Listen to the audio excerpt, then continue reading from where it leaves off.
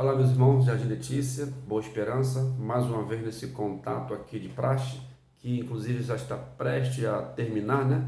Porque com a graça de Deus, no futuro bem próximo, retornaremos aos nossos ajuntamentos presenciais, aos nossos ajuntamentos solenes. Enquanto isso não acontece, vamos manter-se aqui essa forma de contato. A propósito, Atos capítulo 1, a partir do versículo 6, nós temos a seguinte informação muito conhecida nossa. Então, os que estavam reunidos lhe perguntaram: Senhor, será este o tempo em que restauras o reino a Israel? Respondeu-lhes: Não vos compete conhecer tempos ou épocas que o Pai reservou pela sua exclusiva autoridade, mas recebereis poder ao descer sobre vós o Espírito Santo, e sereis minhas testemunhas tanto em Jerusalém como em toda a Judéia e Samaria e até os confins da terra. Ditas essas palavras, foi Jesus elevado às alturas à vista deles, e uma nuvem encobriu os seus olhos. E estando eles com os olhos fitos no céu, enquanto subia, eis que 2 varões vestidos de branco se puseram ao lado deles, e lhe disseram: Varões galileus, por que estáis olhando para as alturas? Esse Jesus que dentre vós foi assunto ao céu, virá do modo como vistes subir. Ok? Passagem muito interessante, uma pergunta e uma resposta. Senhor, será esse o tempo em que o Senhor restaura o reino a Israel? Resposta: não vos compete saber tempo e época que o Pai reservou por sua exclusiva autoridade, mas recebereis poder ao descer sobre vós o Espírito Santo, e sereis minhas testemunhas tanto em Jerusalém, Judéia e Samaria e até os confins da terra. Pergunta e resposta. Albert Einstein já dizia que não são as perguntas que movem o mundo, mas as respostas. Porque muitas vezes as perguntas estão carregadas de sentimentos, desejo e inquietações da alma. O último diálogo entre Jesus Cristo e a sua comunidade discipular se passa exatamente aqui nessa passagem que lemos, antes da sua ascensão, e girou em torno exatamente desta pergunta: Senhor, será este o tempo que o Senhor restaura o reino a Israel? Ou seja, essa pergunta de um desses discípulos, ela tem ela nasce de uma base objetiva, ou seja, Israel, historicamente, depois da divisão do reino na mão de Salomão, a história de Israel é a história de cativeiro. A história de Israel é a história de dominação dos seus adversários. Foi dominado pelos assírios, foi dominado pelos babilônicos, foi dominado pelos gregos, foi dominado pelos persas, foi dominado pelos romanos, assim, pelos gregos, pelos romanos. Então Israel sempre viveu sob essa dominação. Só que Israel sempre ouviu, através dos profetas, que Deus enviaria o Messias para que livrasse Israel dessa dominação dos seus adversários. Portanto, a pergunta ela nasce de uma base objetiva, concreta, ou seja, havia uma promessa de que Deus enviaria o libertador e a nação de Israel estava aguardando. Por isso essa pergunta: é agora que o Senhor liberta Israel dessa dominação? E a pergunta também tinha motivações subjetivas, ou seja, ela é resultado, por consequência, né, de inquietação da alma, da ansiedade, de medo, de insegurança. Enfim, essa pergunta tem essas razões, tem motivação objetiva e subjetiva. A reação de Jesus Cristo, a pergunta que está aos discípulos foi muito interessante. Foi interessante e a resposta dele, né, não vos compete conhecer tempos e épocas que o Pai reservou segundo a sua própria autoridade, ela foi relevante para aquela comunidade discipular e ela se tornou relevante para cada um de nós, porque foi a partir dessa resposta que a igreja recebeu o seu imperativo ético, ou melhor dizendo, o seu imperativo missionário, né? Muito embora para Albert Einstein não são as perguntas que movem o mundo, não são as respostas que movem o mundo, mas as perguntas. No caso aqui, A resposta de Jesus Cristo foi determinante para a igreja de Cristo. A resposta dele foi exatamente esta: não vos compete saber. Então, o que nós vamos aprender aqui? A resposta dele foi, veja o versículo 7.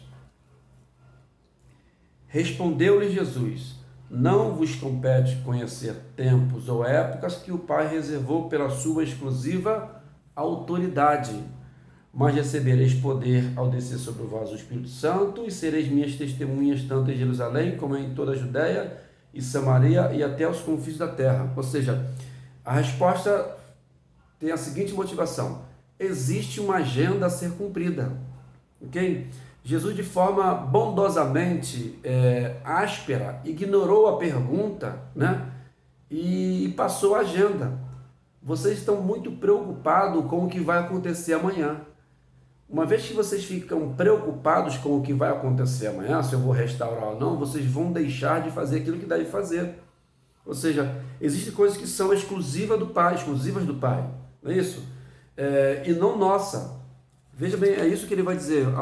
As coisas encobertas, já dizia o autor sagrado, pertencem ao Senhor, nosso Deus. Porém, as reveladas nos pertencem a nós e a nossos filhos, para sempre, para que cumpramos todas as palavras desta lei. E ele vai continuar dizendo agora através do profeta Isaías: porque os meus pensamentos não são os vossos pensamentos, nem os vossos caminhos, os meus caminhos.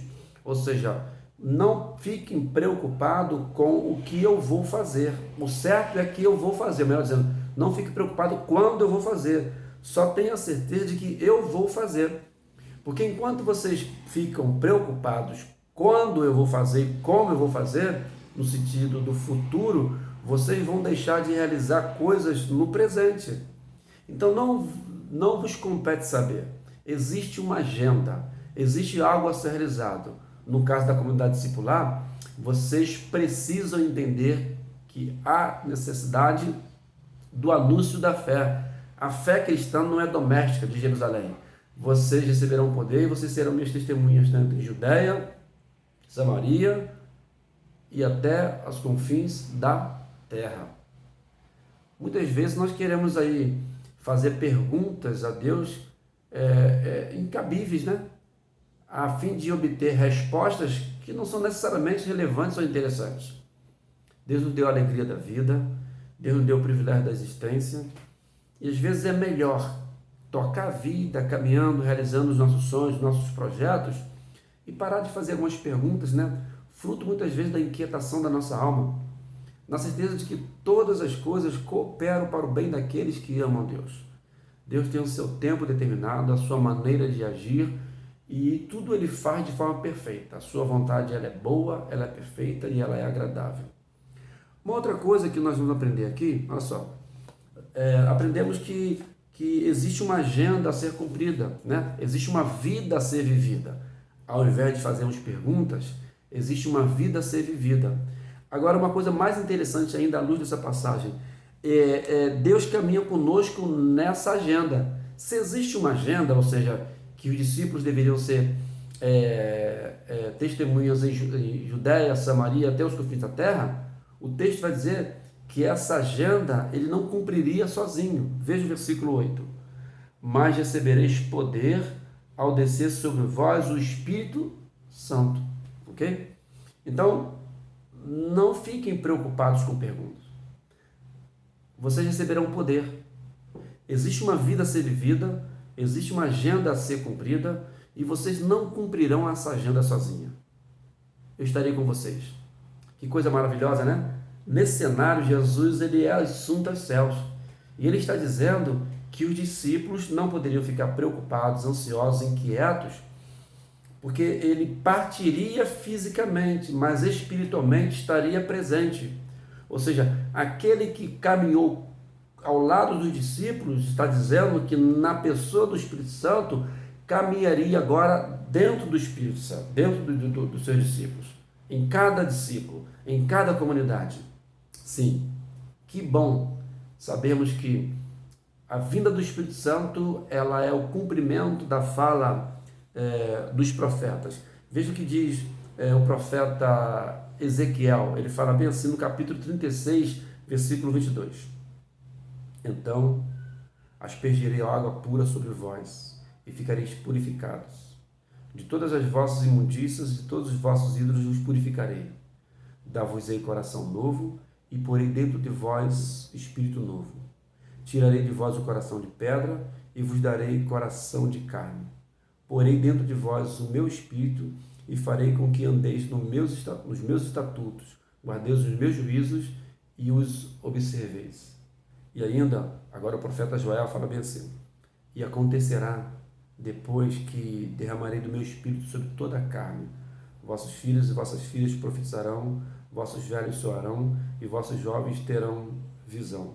E agora, o próprio Jesus Cristo, ele fala bem assim: eu vos rogarei ao Pai, e ele vos dará outro Consolador, a fim de que esteja para sempre convosco. Esta foi a promessa do Cristo, do envio do Espírito Santo, e de fato ele enviou o Espírito Santo para fazer morada em nossos corações. De forma que, ao invés de fazermos perguntas, levantarmos alguns questionamentos, por que isso, por que aquilo, o que vocês acham de vivermos a vida? O que vocês acham de continuar tocando a nossa existência? Sonhando, projetando, indo à igreja, trabalhando, estudando, na certeza de que Ele fará tudo isso conosco.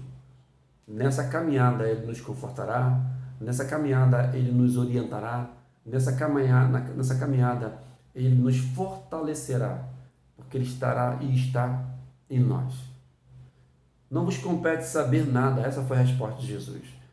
Existe uma agenda a ser cumprida, porque quando você fica fazendo pergunta, você deixa de viver a vida. E uma outra coisa, vocês vão cumprir a agenda e eu estarei com vocês. Eis que estarei convosco durante todos os dias de vossas vidas, até a consumação do século. O bom de tudo, irmãos queridos, é saber que Ele é um Deus que caminha conosco, que sonda os nossos corações, que habita em nós e cuida de cada um de nós. Em meio às adversidades da vida, em meio aos nossos dramas, às nossas inquietações, nunca percamos de vista isso. Nunca perca de vista essa certeza. Você pode ter dúvida quanto a tudo, menos quanto a essa grande certeza de que o Espírito Santo, ele caminha conosco, ele está em nós, ele habita em nós. Finalizando, a passagem vai dizer uma outra coisa muito interessante. Ele vai dizer que se existe uma agenda, nós daremos conta dessa agenda. Ele nos deu algo a ser feito e ele prometeu que caminharia conosco na pessoa do Espírito Santo. Nós daremos conta dessa agenda porque ele voltará. Veja o versículo 11. A partir do versículo 10. E estando eles com os olhos fitos no céu, enquanto Jesus subia, eis que 2 varões, vestidos de branco, se puseram ao lado deles. Eles disseram: varões galileus, por que estáis olhando para as alturas? Eis Jesus que dentre vós foi assunto ao céu, do modo como viste subir, voltará. Ok. Essa foi a fala de Jesus Cristo. Nos deu uma agenda, prometeu que caminharia conosco e tem caminhado, e voltará para nos tomar para si. E o Evangelho diz, por diversas vezes, que seria muito interessante, usando uma metáfora, que quando o Senhor da vinha voltasse, ou o Senhor da casa voltasse, ou o pai voltasse, que encontrasse os seus filhos fazendo exatamente aquilo que ele pediu que fizesse. Ok? Porque ele certamente voltará da mesma maneira que subiu, Cristo voltará. E o que ele requerá de nós? Senão que encontre uma igreja que cumpriu seu papel na obra da evangelização, que encontre uma igreja que cumpriu seu papel na obra da vida social, que encontre uma igreja que cumpriu seu papel no comportamento ético correto, na relação de amizade saudável. Sim, que encontre uma igreja que efetivamente seja objeto de elogio, se possível for, daqueles que não professam a fé. Assim como aconteceu em Atos dos Apóstolos, que a igreja caía na graça do povo. Que a sociedade nos veja como esses, que porque professam a fé no Cristo e porque sabiam da sua agenda nessa sociedade, esta mesma igreja assumir uma postura correta na sociedade, na certeza de que ela é sal da terra e luz do mundo e que através do comportamento da igreja a sociedade vai acreditar e entender que de fato Deus enviou Jesus Cristo para salvar a humanidade. Sim, vejam que responsabilidade minha e sua a questão do testemunho. Infelizmente, nós não estamos num bom momento enquanto igreja evangélica aqui no nosso país. Digo em relação aos episódios últimos, né? A igreja tem sido objeto de muitos escárnios nas redes sociais, nas conversas nos diversos setores da sociedade, sobretudo agora com a prisão de mais um governador e a prisão de um pastor, enfim, não estamos num bom momento. Mas não aquiete seu coração, né? Não inquiete seu coração. Fique tranquilo. Então somente permaneça na sua posição, dando um bom testemunho, a fim de que a igreja assuma a sua postura de vanguarda do comportamento ético, para que a sociedade efetivamente creia que Deus nos enviou. Ok? Cristo é o representante da igreja. A igreja é denunciada, Cristo é denunciado na sociedade através da própria igreja.